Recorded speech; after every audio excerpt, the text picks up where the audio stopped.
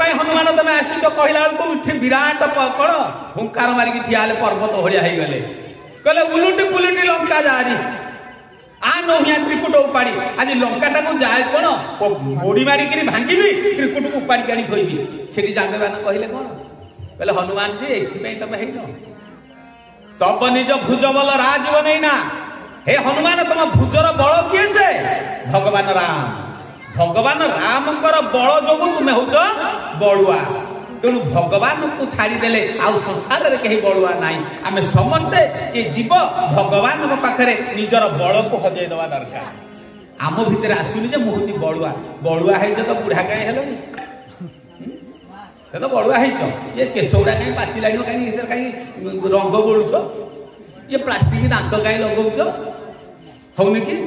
ତେଣୁ ପ୍ରଭୁ ହଉଛନ୍ତି ଏଇଠି ବଳୁଆ। ତା ଛଡା ଆଉ କେହି ବଳୁଆ ସଂସାରରେ ନାହାନ୍ତି। ତେଣୁ ଯେତେବେଳେ ପ୍ରତାପ ହେଇଗଲା କିଏ ସେ କଂସାସୁର। କଂସ ହଉଛି ପ୍ରବଳ ଜ୍ଞାନୀ। ତା ଯୋଗୁ ହିଁ ଆସିଛନ୍ତି ପ୍ରଭୁ।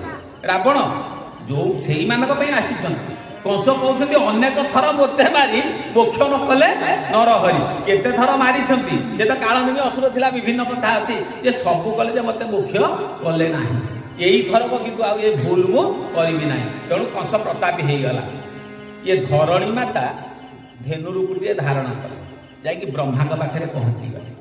କହିଲେ ବ୍ରହ୍ମାଜୀ ଆଉ ମୁଁ ରହିପାରିବି ଇଏ ଶାସନ ମୁଁ ଆଉ କରିପାରିବି ଏ ଧରିତ୍ରୀକି ଆଉ ମୁଁ ବଞ୍ଚେଇ ପାରିବିନି ନା କଣ କରିବି। ବ୍ରହ୍ମାକୁ ସବୁ କଥା କହିଲେ। ଆପଣ ଶୁଣନ୍ତୁ ଯେତେବେଳେ ଏମାନେ ଯାଇଛନ୍ତି ବ୍ରହ୍ମା କହିଲେ ଚାଲ ଯିବା। ଆମେ କୋଉଠିକି ଯିବା ନା ପ୍ରଭୁଙ୍କ ପାଖକୁ ଯିବା। ଆଜି ପରୀକ୍ଷିତ ମହାରାଜ ସେଇ କଥା ପଚାରୁଛନ୍ତି କାହାକୁ ନା ସୁକ ଗୋସ୍ୱାମୀ ମହାରାଜ। ବ୍ୟାସ କୁମର ପଦ ଧରି କହେ ପରୀକ୍ଷ ଦଣ୍ଡଧାରୀ ଗୋବିନ୍ଦ ଗୋବିନ୍ଦ ଗୋବିନ୍ଦ ଆଜି ପାଦ ଧରି ଦେଇଛନ୍ତି। କହୁଛନ୍ତି ପରୀକ୍ଷିତ ମହାରାଜ ମତେ ଟିକେ ଏଥର ଭଗବାନଙ୍କର କଥା କହନ୍ତୁ। ଇଏ 4 ଦିନ ହେଇଗଲା ଭଗବାନଙ୍କର କଥା କହିନାହାନ୍ତି। ମନ ମୋର କଣ ହଉଛି ଆଉ ସମ୍ଭାଳି ପାରୁନି। ଆଉ 3 ଦିନ ମାତ୍ର ମରିବାକୁ ରହିଲା। ସେଇଠି ପଚାରୁଛନ୍ତି କିଏ ସେ ନା ସୁକ ଗୋସ୍ୱାମୀ କହୁଛନ୍ତି ପରୀକ୍ଷିତ ତୁମ ରାଜନ ମରିଷ୍ୟତି ପଶୁ ବୁଦ୍ଧି ମୀମାଂସହି। ହେ ରାଜା ତମେ ତ ଥର ଚାଲିଯିବ ପଶୁ ବୁଦ୍ଧି ହଟିଲାଣି ତ। ପଶୁ ବୁଦ୍ଧି କଣ? ପଶୁ ବୁଦ୍ଧି ହଉଛି ମରଣର। ଆମେ ଖାଲି ମରିଯିବା। ତେଣୁ କଣ ହେଲେ ଖାଇଦେଇଯିବା। ଆଜି ଗୋଟେ ବଢିଆ ଏକାଦଶୀ ଅଛି ମାଘ ଏକାଦଶୀ। ତଥାପି କଣ ଲୋକ ଚିକେନ ଖାଇନଥିବେ ଖାଇଥିଲେ। ତେଣୁ ଆମେ ମରିଯିବା ନା। କେତେ ଦିନ ବଞ୍ଚିବା ସଂସାରରେ ରହିଛୁ ଯେ ପଗଡ଼ି ବାନ୍ଧି ଯମଦ୍ୱାରା ଦିନେ ଦେବୁ ଜମାନ ବନ୍ଦି। ମାୟାରେ ଛନ୍ଦି ଇନ୍ଦ୍ରିୟ ହେବେ ଭଗାରି ଭୋଗ କରିବୁ ପାରବ୍ଧ କର୍ମତା ଆଧରି ଧନ ସତ୍ୟ ହେଇ ନିଶ୍ୱାସକୁ କେବେ ହେଲେ ବିଶ୍ୱାସ ନାହିଁ। ଅଛି କି କୋଉ ମୁହୂର୍ତ୍ତରେ ଚାଲିଯିବୁ। ତଥାପି ଚାଲିଯିବା ପରେ ଗୋଟେ ଖାଇ ଦେଇଥିବା ହେଲେ ତେଣୁ ସେଇଥିପାଇଁ ଯାଇକି କହିଲେ ରଜା ଖାଇ କଣ ଭୋଗ କରିବ ବୋଲି ତ 4 ଦିନ ହେଲା ଖାଇନ ନା। 4 ଦିନ ହେଲା ଖାଇନ ବସିଛ ସେମିତି ଶୁଣିବା ପାଇଁ। କହିଲେ ପ୍ରଭୁ କଣ ଏ ଦେହର ଜୀବନ ଅଛି ଆଉ ଭୋକ ନାହିଁ କି ଶୋଷ ନାହିଁ। ଯେତେବେଳେ ଭୋକ ଶୋଷ ହେଲା କ୍ଷଣ କ୍ଷଣକେ ଜଳେ ମନ ହେଇନଥିଲା। କେତେବେଳେ ନା ଯେତେବେଳେ ମୃଗକୁ ଶିକାର କରିବା ପାଇଁ ଗଲେ ମୁଣ୍ଡରେ ଜରାସନ୍ଧ ବକୁଟକୁ ପିନ୍ଧି ପକେଇଲେ ଆସିକି ପହଞ୍ଚିଗଲା ମୁଣ୍ଡ ଉପରେ କେସ ନା କଳି ଆସିକି ବସିଗଲା। କଳି ବସିବା ପରେ କଣ ହେଲା ନା କହିଲେ ମୁଁ ଶିକାର କରିବି। ଶିକାରକୁ ଗଲେ ପରୀକ୍ଷିତ ମହାରାଜ ପୁଣି ଶିକାର କରିବେ ଯେ ଜୀବନରେ ପଶୁ ହତ୍ୟା ଜାଣିନାହାନ୍ତି। କାହିଁକି ନା ମାୟା ଯେହେତୁ ସେ ଜରାସନ୍ଧର ମକୁଟକୁ ପିନ୍ଧିଲେ ମାୟା ଲାଗିଗଲା ଦିହରେ। ଆଗରୁ ମୁଁ ସୁନାରେ ନଥିଲେ କି ସୁନା ପିନ୍ଧୁଥିଲେ କିନ୍ତୁ ମାୟା ପଶିଲା କାହିଁକିନା ଜରାସନ୍ଧ ଭଳି ପାପୀର ମକୁଟକୁ ପିନ୍ଧିଦେଲେ। ଯେମିତି ସମସ୍ତଙ୍କ ଘରେ ଅନ୍ନ ଖାଇବା ଉଚିତ ନୁହେଁ। ଆପଣ ଚିନ୍ତା କରନ୍ତୁ କାହା ଘରେ ଅନ୍ନ ଖାଇବେନି। ସେ ଅନ୍ନଟା କୋଉ ଅନ୍ନ ଆଗ ଜାଣିବା ଦରକାର। ସେ ପାପ ଅନ୍ନ ଚୋରି କରିଛି କି କଣ କରିକି ସେ ଅନ୍ନ ମତେ ଦଉଛି। ସେ ଅନ୍ନ ଖାଇଲେ ତମ ଭିତରେ ବି ସେଇ ଗୁଣ ବାହାରିବ। ଭୀଷ୍ମଙ୍କ ଭଳିଆ ମହାରଥୀଙ୍କ ପାଖରେ ପୁଣି ବାହାରି ପଡିଲା ଗୋଟେ ଉଲ୍ଲଗ୍ନ କରାହଉଛି କାହାକୁ ଦ୍ରୌପଦୀଙ୍କୁ ଉଲ୍ଲଗ୍ନ କରାହଉଛି ତଥାପି ସେ ମୁହଁ ତଳକୁ ପୋଛନ୍ତି। କହିଥାନ୍ତେ ହେ ବନ୍ଦ କରେ ନହେଲେ ମୁଁ ଇଚ୍ଛା ମୃତ୍ୟୁ ପାଇଛି ଆଜି ମୁଁ ମରିଯିବି। ଆଜି ପୂଜା ପାଉଥାନ୍ତେ ଭୀଷ୍ମ ହଉନଥାନ୍ତେ କି। ପାପ ଅନ୍ନ ଯାହାର ଖାଇବ ସେ ପାପଟା ପ୍ରବେଶ କରିଯିବ ଇନଡାଇରେକ୍ଟଲି ଆସିଯିବ। ତେଣୁ ସେଇଥିପାଇଁ କୁହାଯାଇଛି ଶ୍ରୀରାମ ଜୟ ରାମ ଜୟ ଜୟ ରାମ ବୋଲ ଭକ୍ତବତ୍ସଳ ଭଗବାନ କି। ତେଣୁ କହିଲେ ମୁଁ ଆଉ ଖାଇବି। କଣ ଖାଇବି ଖାଇବା ବେଳ ଯେତେବେଳେ ହେଲା ସେତେବେଳେ ତ ଜାଣିପାରିଲିନି ମୋ ଭଳିଆ ଲୋକ ମୃତ ଉରଗ ଧନୁ ଭଳିଆ ନେଇ ସ୍ଥାପିଲେ ମୁନି ଗଳେ। ସେତେବେଳେ ତ ମୋର ବିବେକ ଶୂନ୍ୟ ହେଇଗଲି, କାହିଁକିନା ଗୋଟେ ଅବିବେକୀର ମକୁଟଟା ପିନ୍ଧିଥିଲି ବୋଲି ମୋ ମନର ବିବେକଟା ଶୂନ୍ୟ ହେଇଗଲା। ମୁଁ ଗୋଟେ ମୁନି ଜଣେ ତପସ୍ୱୀ ବସିଛନ୍ତି ତାଙ୍କ ବେକରେ ନେଇକି ମଲା ସାପଟାକୁ ପକେଇଦେଲି। ଯାହା ଭାଇନା ମିଶିକି ଶୁଣୁଥିଲି କହୁଥିଲେ କାଳ ବ୍ୟାଳ ମୁଖଗ୍ରାସ ତ୍ରାସ ନିର୍ନାଶ ହେ ତବେ ଶ୍ରୀମଦ ଭାଗବତୀ କଥା କଳଉ କିରଣ ଭାଷିତ। ଇଏ କଳି ଯୁଗରେ ଲୋକମାନଙ୍କ ପାଇଁ କିରଣ ଅର୍ଥ ସୁକ ଗୋସ୍ୱାମୀ ଯୋଉ କଥା କହିଛନ୍ତି ସେଇ କଥାକୁ କର, କାହିଁକିନା ଆମେ ସମସ୍ତେ ସାପ ଗଳା ଭିତରେ ପଶିଛେ। ये सेथुरु किंतु उद्धार पाइबार गोटे मार्ग होउछन्ती श्रीमद भागवत महाग्रंथ पठन करिबा। कहले आउ किछ खाइबी बा ठीक अछि। सुनी रजार साधु कथा से जे पंडित सामरथा कृष्ण चरणे देइछि त कहंती सुन भागवत कहिबी कृष्ण लीला मान राजन सावधाने सुन। कहले हे राजा सावधाने सुन। ସେଇଠି ପରୀକ୍ଷିତ ମୁଁ କହୁଛନ୍ତି ସୁକ ଗୋସ୍ୱାମୀ କହିଲେ ହେ ପରୀକ୍ଷିତ ଆଜି ଜାଣିଲି ତମ ମନରେ ଆଉ କିଛି ଶଙ୍କା ନାହିଁ।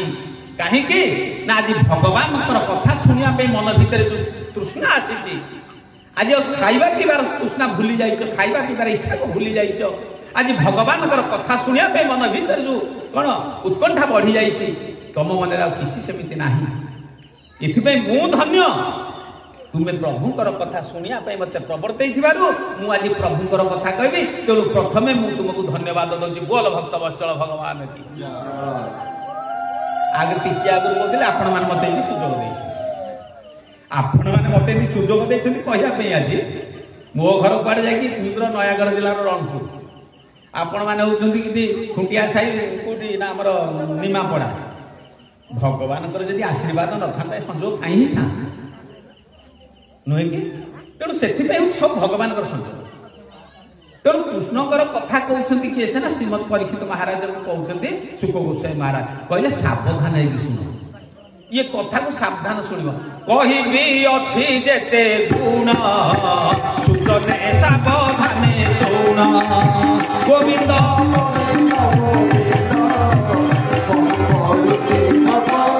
हे साधुजन माने भगवान कथा को सावधान सहित शुण। पुणी निर्मल करी बुद्धि मन मन बुद्धि की निर्मल करी कान रे शुण। आज आम समस्ते शुण। ये जिते बड़े समस्त ब्रह्मा पाखे पहुंची गले ब्रह्मा जा सीधा पहुंची गले कौट ना क्षीराब्धि तटरे पचारे किए कौटी देखीच कि प्रभु किए देखीच। शंकर कहले मुझे से निवास स्थल कौटी सबू देवता ने ब्रह्मा कहले मु भी जानी मुझे नाभि कमल बाहर सबू किंतु मु जानी मु पुणी से नाभि कमल भर 100 वर्ष पुणी से भीतर पशिली भल कि आउंडाणु कर खोजिली तथापि मो उत्पत्ति स्थल को मुझे जापाइली।